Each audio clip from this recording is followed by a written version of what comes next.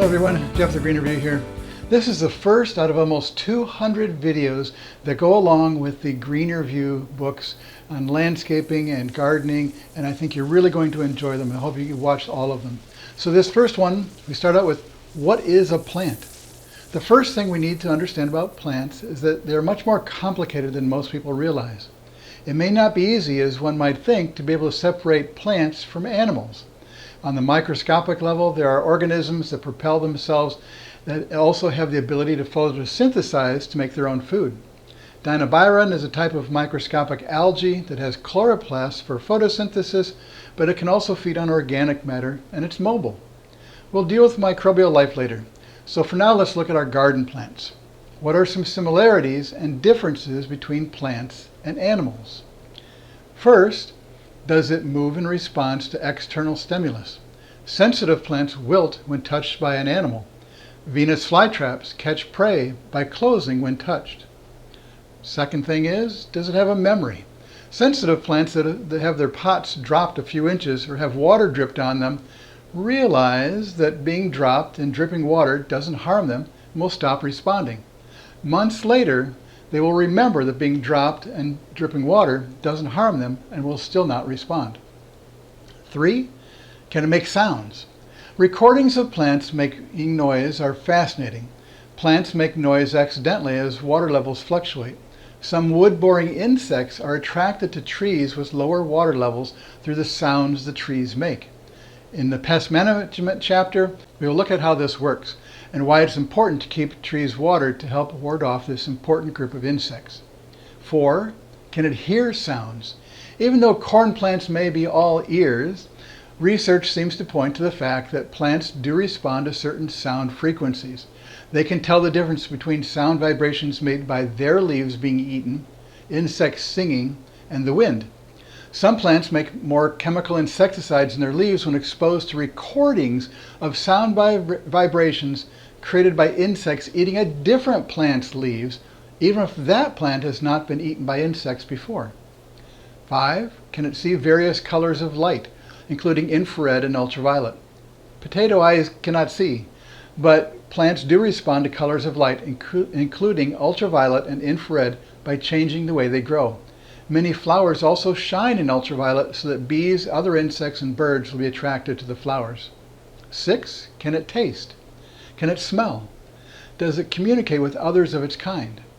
In humans, smell and taste are chemical reactions that go hand in hand. Plants can detect and respond to chemicals on their leaves. For instance, plants that are being nibbled on by herbivores can produce and release chemicals into the air that taste bad in an effort to reduce the feeding. Other plants of their kind can detect the released chemicals on their leaves and respond by producing their own bad-tasting chemicals without even being nibbled on. Some plants respond to chemical droppings that insects may leave on the plant. They then react and communicate in the same way as above. Does it have a vascular system? Our garden plants have vascular systems to move water and chemicals throughout the plant. 10. Does it spend most of its life moving?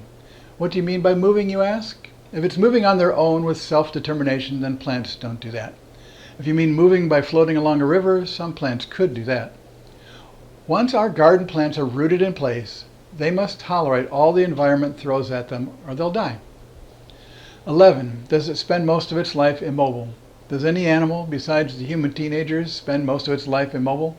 Yeah. Scale insects that attack our garden plants stick to one spot on a plant for much of their life. 12 and 13. Can it make most of its own food, or does it live off green plants? There are hundreds of plant species that do not make their own food. They are parasitic on photosynthetic plants. The world's largest flower, Rafflesia arnoldii, doesn't have chlorophyll. Carnivorous plants get some nutrients from animals they consume, but they still make their own food. Fungi that get their nutrients from dead organic matter are not considered plants. How about 14 and 15? Does it have a skeleton for support, or does it have rigid cell walls supported by water pressure?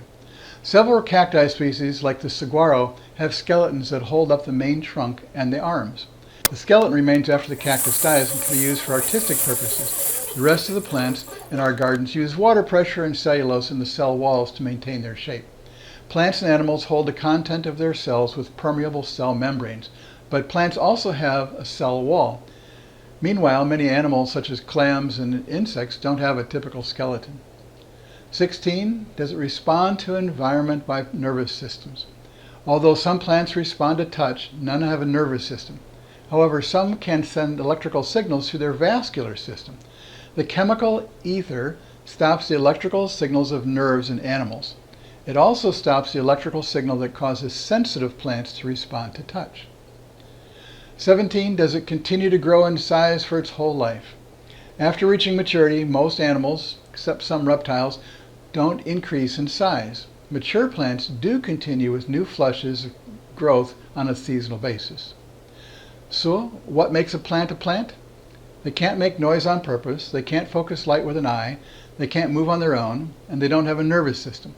They maintain shape with water pressure and cell walls made of cellulose, and they continue to grow at maturity. Most plants do have plant parts where photosynthetic production makes them green. Plants do respond to stimulations from their environment. And I really hope you enjoyed this video, and now you can go on to the second video in the series. And this is Jeff for the Green Review. Thanks for watching.